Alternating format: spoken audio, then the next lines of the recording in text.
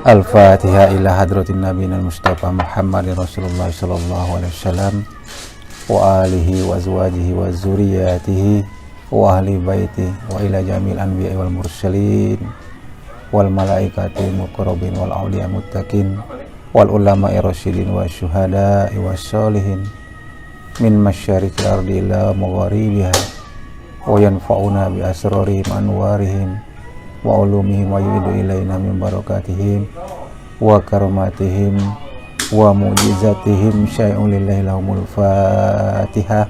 A'udzu billahi minasyaitonir rajim. Bismillahirrahmanirrahim. Alhamdulillahirabbil alamin arrahmanirrahim maliki yaumiddin iyyaka na'budu wa iyyaka nasta'in ihdinas siratal mustaqim siratal ladzina an'amta 'alaihim ghairil maghdubi 'alaihim waladdallin amin. Itu tadi menghantarkan sembah. Arti menghantarkan sembah itu apa? Mengembalikan.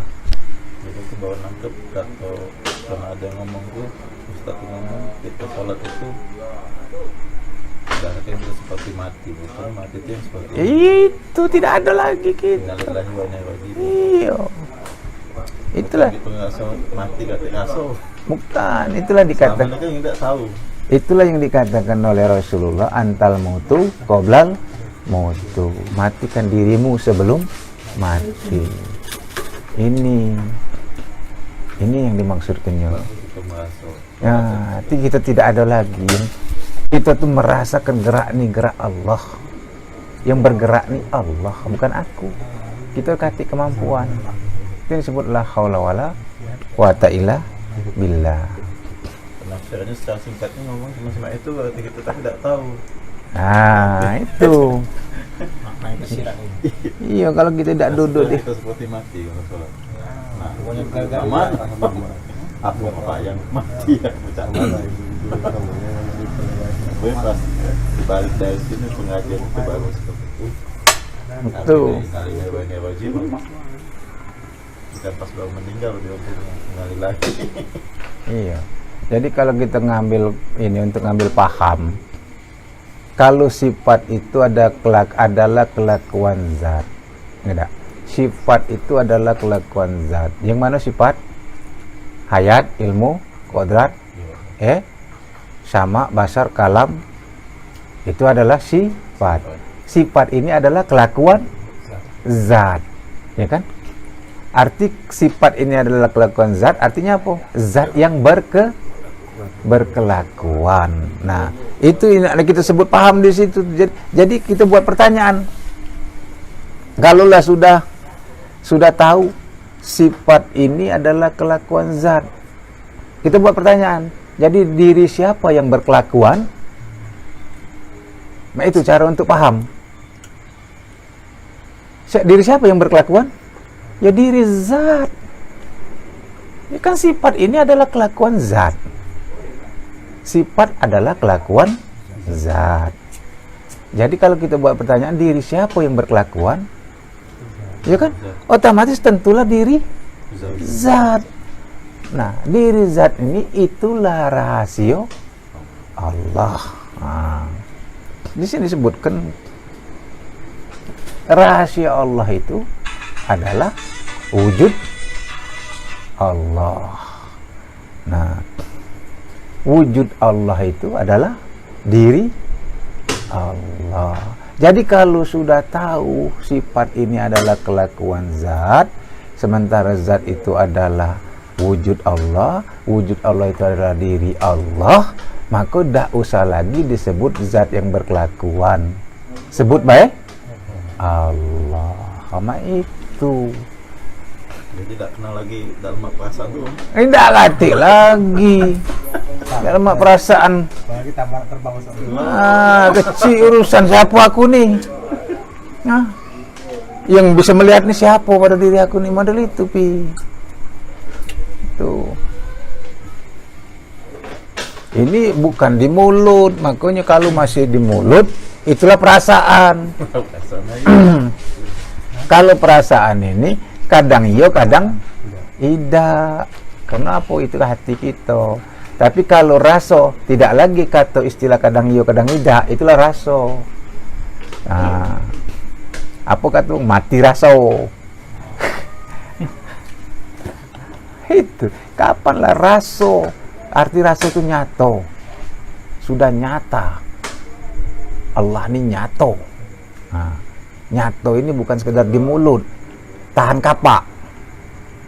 Nah, itu wali Allah itu model itu, tahan mati. Dia ngomongkan, istilah mempertahankan bahwa Allah ini nyata. Apa kata Allah di dalam firman Allah dalam Al-Quran? Inna awliya Allah la khaufun alaihim walahum yazanun. Sesungguhnya wali Allah itu tidak pernah merasa takut dan tidak pernah merasa sedih dan tidak pernah merasa gentar. Kenapa? Karena dia kenal betul siapa dia ini. Tidak pernah dia merasa takut kelaparan, takut tak katik duit. Hah? Itu maksudnya tuh. Bukan takut di kapak wong, bukan. Jangan salah pengertian. Tidak ragu dia dengan hidup ini. Itu. Karena dia tahu persis. Itu. Dia tidak bisa apa-apa, ibarat pemain sinetron. Pemain sinetron itu, ya kan? Tidak bisa apa-apa sebenarnya. Itu yang nangis tuh bukan pemain sinetron tuh yang nangis tuh sebenarnya. Yang nangis tuh sutradara. Di sutradara nangis. Nangis. Hah? Itu sakit di sutradara. Ya sakit itu sutradara. Sakit dia. Meriang. Kalau Pak Junur itu anunya dalangnya. Nah, iya. Itu kan. Nah sekarang nih, bisa tak kita menjiwai kaji ini sebagaimana bintang sinetron itu menjiwai peran dia itu, seolah-olah Cak Ionian. Nah inilah kita, bukan lagi seolah-olah Cak Ionian, bukan lagi seolah-olah Ionian. Nah, jangan ada lagi keraguan, jangan lagi ada syak, jangan ada lagi waham. Nah, bagaimana cara kita tidak ada keraguan, tidak ada syak, tidak ada waham ini?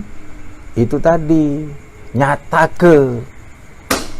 Nah, kalau istilah tauhid itu, mana mu'anayanya, mana mu'anayanya, mana nyatanya. Nah, kita dewek lah yang tahu. Nyata Allah itu kita dewek yang tahu. Itu, dengar apa? Dengar raso. Dengan pandangan apa? Pandangan su'aul basiroh, pandangan hati, pandangan nurani, bukan pandangan mata zohir. Itu. Inilah dikatakan banyak-banyak tafakur untuk melatihnya tuh. Nah, tafakur di sini bukan seperti patung. Ini tafakurnya diam, menghayati yang ada pada diri ini. Mana diri yang sebenarnya ini? Nah, dihayati. Nah, mudah sebenarnya ngaji ini kalau memang galaan namanya. Asal berani mengiyakan.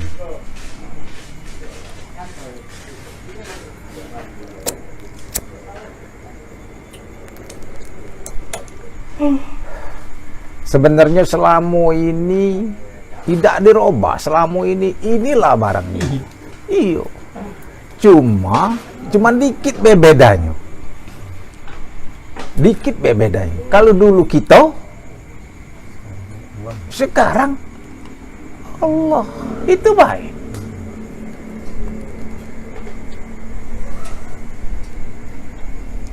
Kesadarannya itu.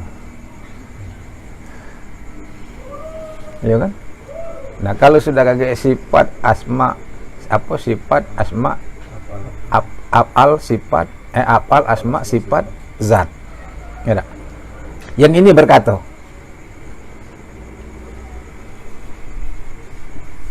aku.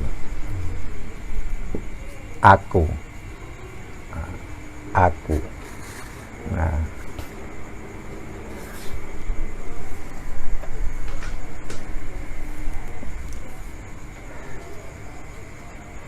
selama ini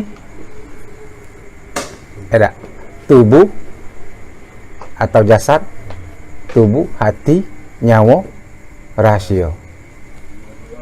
Ada. Pacak berkata aku. Itu perlu dipahami. Yang mana aku sekarang? Hah? Ya kan?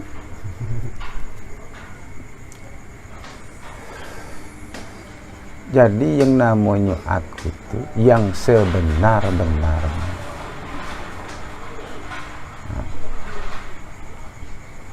Jadi di sini habis akunya kita, yang ada akunya Allah. Itu Allah itu nama aku katanya. Kata Allah, Allah itu nama aku. Nah sekarang Ari itu nama aku. Coba Ari sebut. Ari itu nama aku. Coba sebut dulu. Nah yang mana aku? Cari. Hah?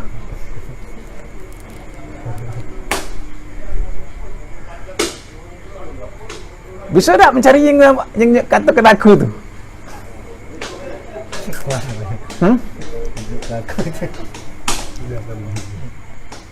Ya kan?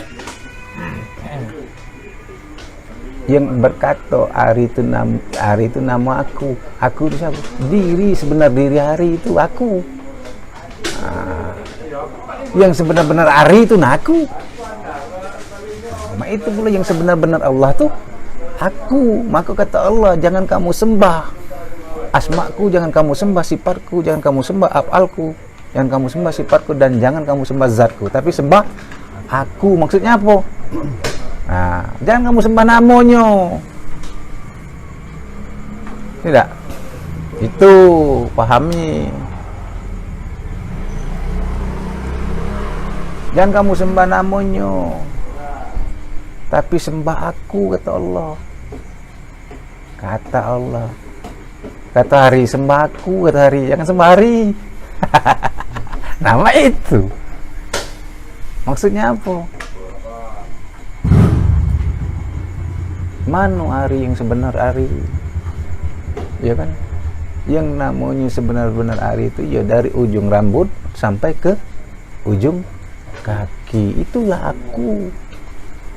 Nah, tuh. Luar dalam. Bukan di luar baik, bukan di dalam baik.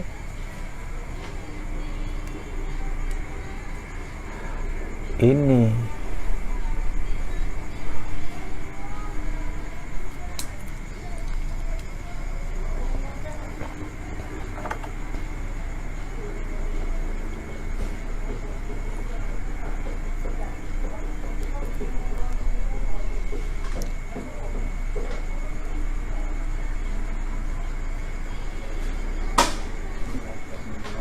maka dikatakan kita itu bukan menyembah, tapi menghantarkan sembah.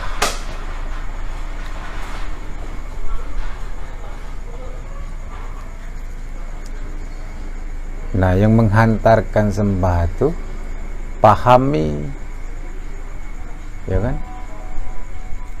Mengembalikan hak kepada yang punya hak. Mana yang hak? Yang hak ini hayat, ilmu, kodrat, irodat, sama, basar, kalam. Kembalikan kepada yang hak. Maksudnya apa? Iya, artinya yang hayat, ilmu, kodrat, irodat, sama, basar ini bukan aku, tapi zat.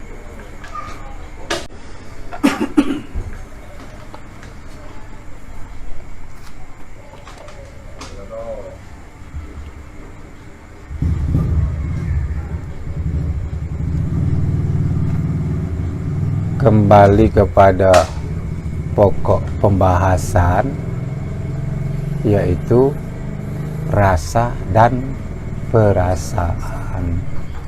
Artinya apa?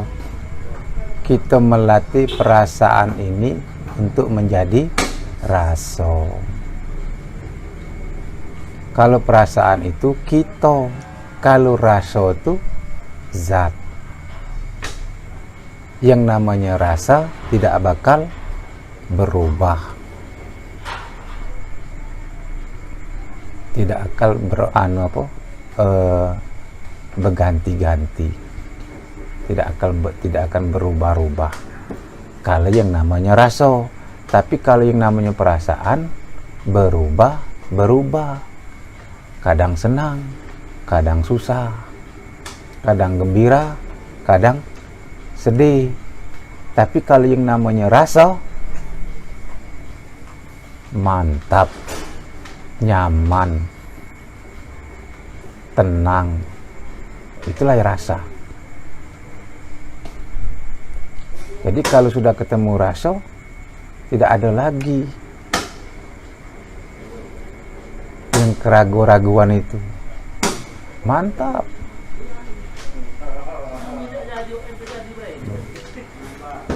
Nah ini kalau masih ada pertanyaan, timbul pertanyaan, lah benar atau belum, itu masih perasaan. Masih bermain di perasaan namanya, belum rasa.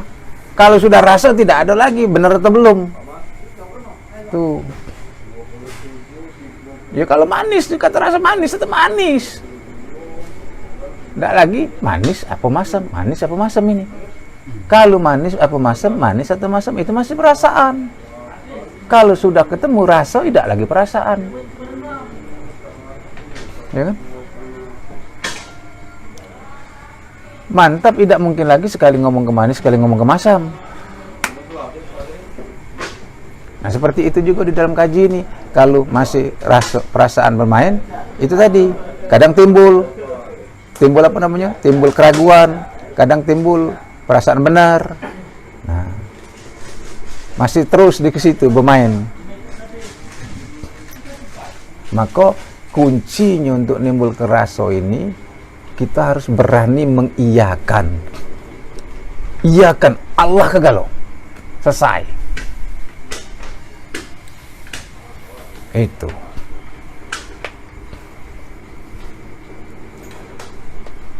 Nah, bagaimana kalau untuk kiat kita di dalam praktek kita sehari-hari, dalam kehidupan kita sehari-hari ini, untuk dikatakan bahwa Allah yang berbuat, Allah yang berkelakuan, ya, sudahkah Allah yang berkelakuan, sudahkah Allah yang berbuat? Di mana letaknya?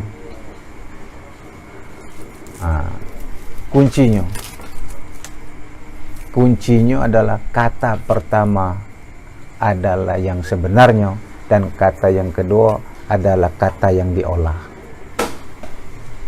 Artinya apa? Kata hati yang pertama, aku nak pergi, itulah nama gerak yang sejati. Tapi jangan aku nak pergi, kaget agak hujan hari ini, kayak lagi sebentar lagi. Nah ini kata diolah namanya. Itulah pikiran, lah perasaan. Tuh beda kan. Kadang-kadang kita ini salah menurut wong yang bukan dikaji nih. Katanya berpikir dulu. Yang berpikir dulu kita itu. Nah, berpikir dulu sebelum bertindak itu kita. Tuh. Diolah. Itu tadi. Kalau ada pilihan, kita ini masih memegang pilihan, yang pilihan inilah yang nak bertanggung jawabkan. Tapi kalau kita tidak ada pilihan, apa yang nak bertanggung jawab? Ya, itu. Kalau masih ada pilihan, tetap kita bertanggung jawab. Kenapa saudara memilih ini? Itu. Saudara sendiri yang memilih ini, saudara sendiri yang memilih seperti ini, ya. Kenapa pula saudara nyesel kira-kira asal ngomongnya. Tapi kalau tidak ada pilihan, kira-kira model ini. Ya, ini umpama, itibarnya. Apa yang papa anjuk ke dengan Anang terima. Ya tak? Otomatis papa ini tidak lagi bertanya dengan Anang. Karena ini sudah ketentuan papa. Anang terima baik. Tapi kalau Nanang nak milih, otomatis ada bertanggung jawab dengan papa. Yang model itu. Nah begitu juga dengan kehidupan ini. Dan sebenarnya pada hakikinya, pada hakikat yang sebenarnya kita ini tidak ada pilihan. Itu tidak ada pilihan kita ini sebenarnya. Itu duga-duga baik, prasangka baik, seolah-olah ada pilihan itu. Padahal kita ini tidak ada pilihan, tidak bisa memilih. Sebenarnya, yang hakikinya nian, yang sebenarnya nian, tidak ada pilihan. Kita ini cuma menjalani. Nah makanya sebenarnya tidak supaya hati ini tidak rusak, tidak banyak rusaknya, tidak banyak andamnya, nerimo. Akor dengan kehendak Allah. Sudah jelas rukun iman kita yang keenam berapa, apa bunyinya? Nah, qada dan percaya kepada qada dan qadar. Iman kepada qada dan qadar. Kenapa lagi? Tuh. Nah kita ni dah akor, tak nerimo, nak masih kena kita. Nah inilah yang gawat ini. Inilah yang jadi pertanggungjawaban.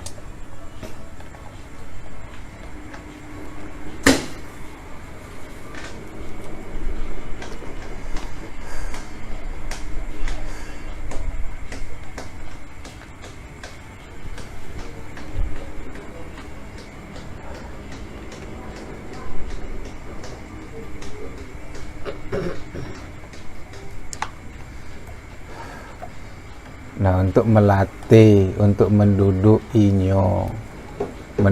paham ini, itulah yang perlu pengorbanan. Maksudnya pengorbanan di sini bukan berkorban cak mano. Itu. Berkorban meninggalkan apa? Meninggalkan kesenangan hawa nafsu. Itu untuk dikaji ini. Selagi kita masih mengikuti kesenangan hawa nafsu, tidak bakal tajali dikaji ini.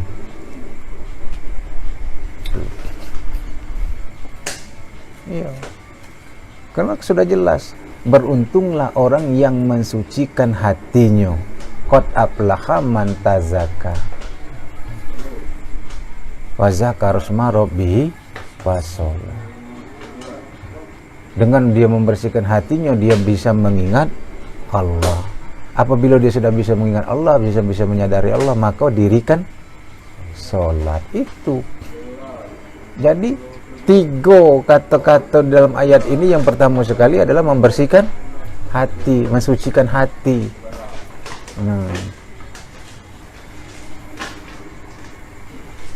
Bagaimana cara mensucikan hati? Kata Rasulullah di dalam sabdanya, kullu say'in sokolat wa sokolatul qulub zikirullah. Segala sesuatu ada alat pembersihnya. Alat pembersih hati adalah zikirullah. Zikirullah sudah kita ketahui, bukan mengingat. Zikirullah itu menyadari keberadaan, menyadari eksistensi Allah pada diri kita yang sebenar diri. Nah, kalau kita sudah menyadari ini, otomatis tidak mungkin lagi nak berbuat yang tidak diridhoi Allah.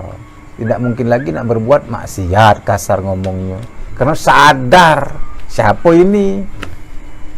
Tuh.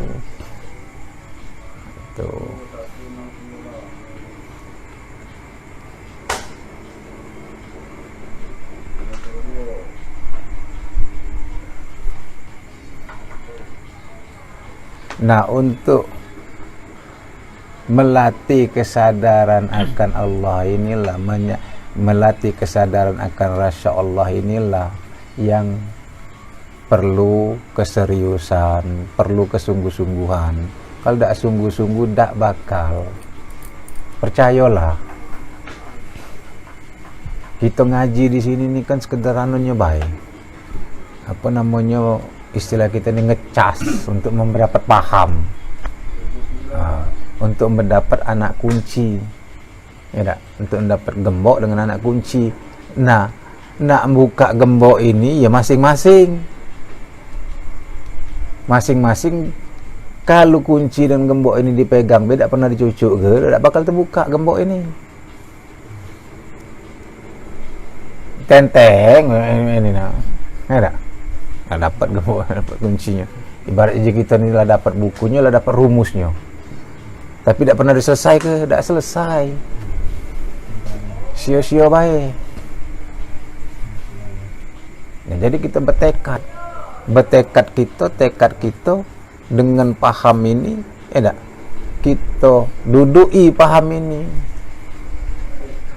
kita terap ke di dalam kehidupan kita sehari-hari, terutama di dalam solat, pertama sekali. Kenapa? Kita kembali kepada hadis Rasulullah bahwa yang pertama sekali yang dihisab adalah solat, ya kan? Nah, jadi jangan tinggal ke solat, duduk dikaji, lah mentang-mentang duduk dikaji, lah salah kaprah, solat bolong-bolong, kadang solat kadang tidak. Bagaimana? Ini kalau bisa duduk dikaji ini, uduk jangan kalau baca jangan batal. Karena siapa tahu ini nih, kita anggon ke ini nih, hah? Ya kan? Yang maha suci ini. Nah itu usahakan model itu supaya cepat dapat hidayah.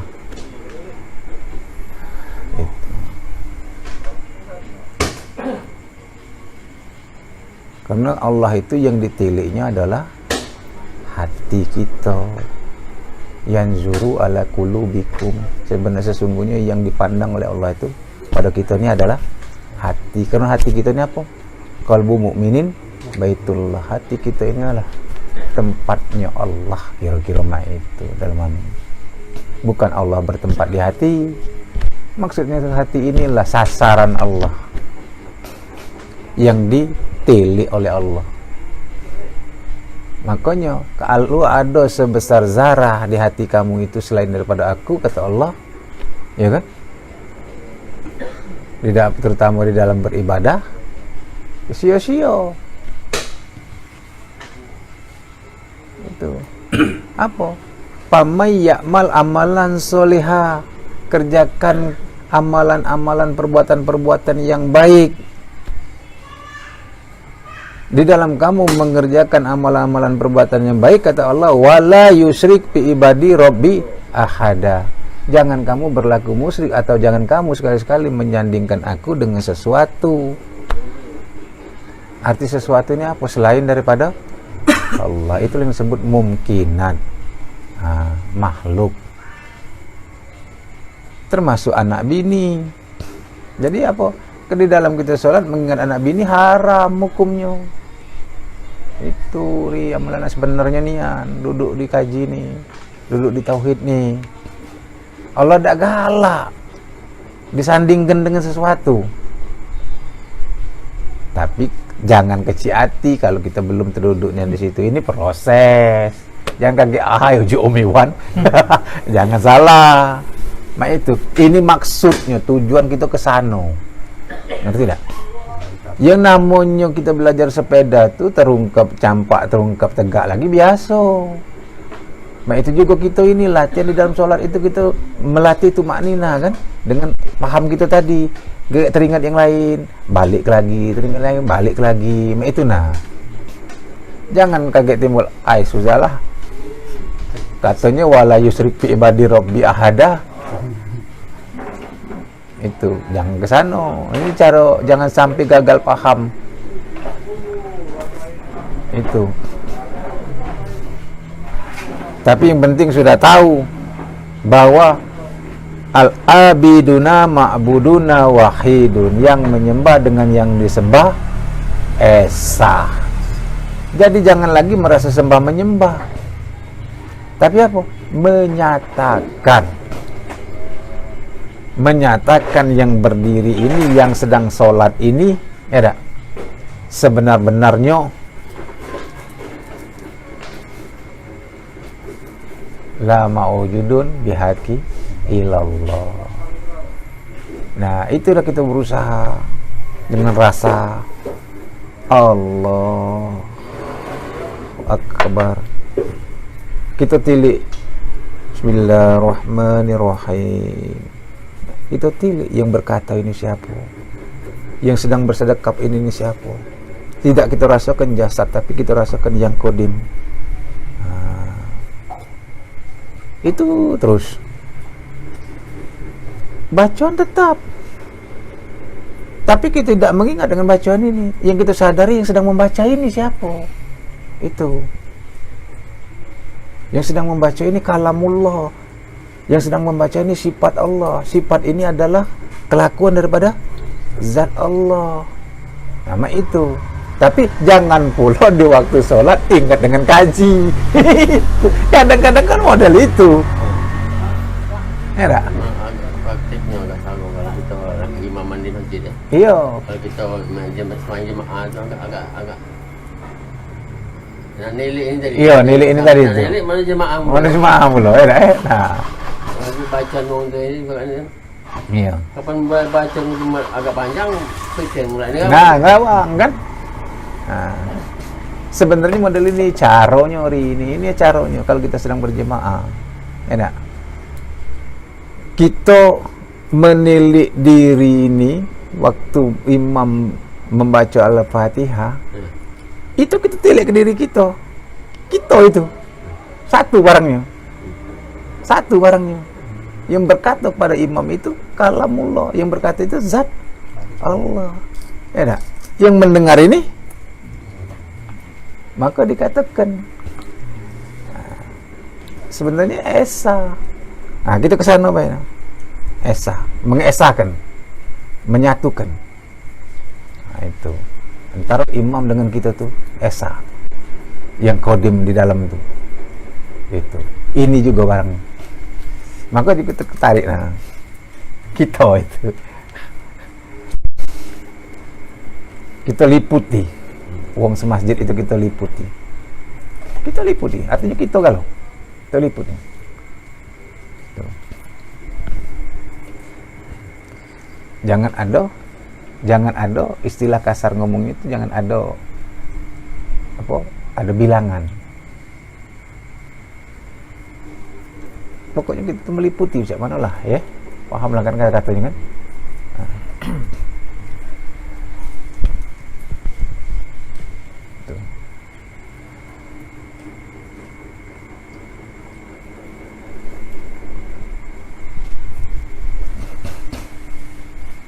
Lagi proses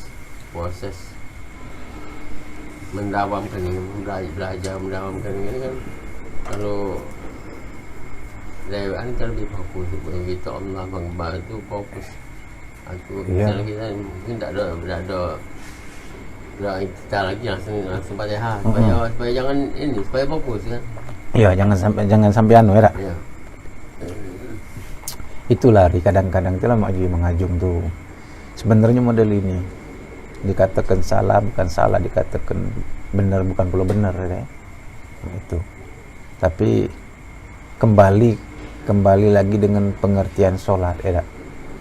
Ini kan berjemaah itu kan hadisnya ada. Ya, bahwa menunjuk bahwa sholat berjemaah itu 70 derajat nilainya lebih baik kan daripada sholat sendirian kan. Nah, kira-kira itu. Cuma ini kan cuma menuntun adab. Nah, menuntun adab. Arti menuntun adabnya apa artinya? Untuk kebaikan umat. Ya, sosialisasi lah. Nah, sosialisasi lah. Tapi kita kan kembali lagi, yang sholat, yang sebenar sholat itu yang seperti apa? Nah. Lah sudah belum sholatullah? Sholatullah itu artinya apa? Yang sholat itu Allah. Tuh. Aku kadang-kadang kasar. Budak anak tu main ke masjid kalau. Iya. Main di rumah. Nah itulah. Ya sebenarnya kan kalau kembalikan ke kaji, kalau kembali ke kaji, ngomong itu kan, ini kan tidak ada raso ini, masih gitu itu namanya, ada raso, itu.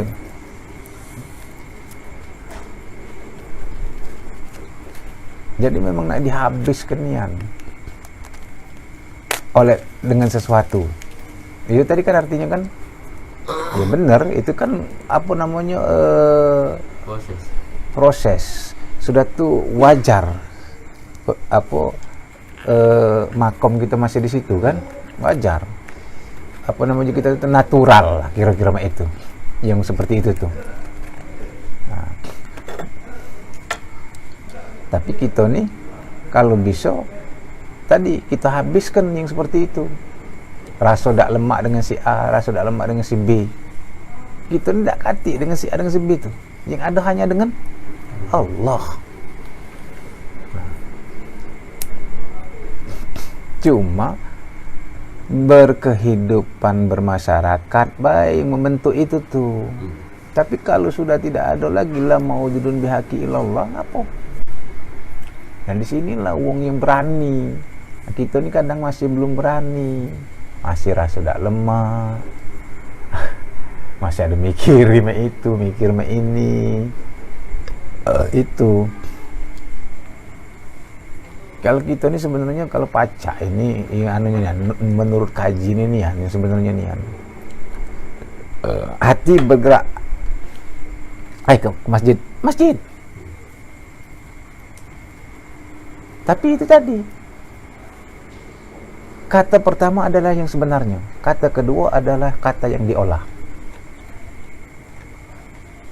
Kalau sudah berkata yang pertama sekali nak ngomong ke masjid, pergilah ke masjid. Tapi kalau kata pertama sudah ibaratnya aku nak sholat di rumah, ya sudah di rumah. Nah itu. Nah, ayah nak sholat di rumah. Ayah kayak tak lemak aja masjid tak ke masjid, ayah ke masjid. Nah, itu namanya itu tadi. Itu sudah kata diolah lah kita. Tuh. Kapan sudah ngambil uduk, tak, nak ngambil menentang sejadah di rumah langsung tepat, sudah ada asa pikir lagi, sholat. Maka yang sebenarnya nian itu, yang sebenar-benarnya nian itu, kita ini kesadaran akan Allah terus. Jadi tidak kasih mikir kemana-mana. Itu. Bangun tidur Allah. Ya kan? Sampai mandi Allah. Kesadaran kita tadi.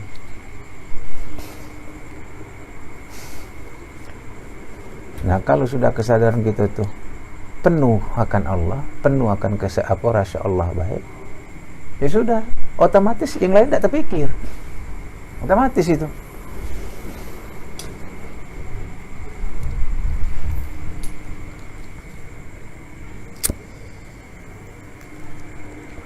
Contoh, selama berapa jam kita ngaji ini, kalau memang kita fokus ke hati kita memang dikaji ini, selama kita ngaji ini ada tapi ke lain tidak.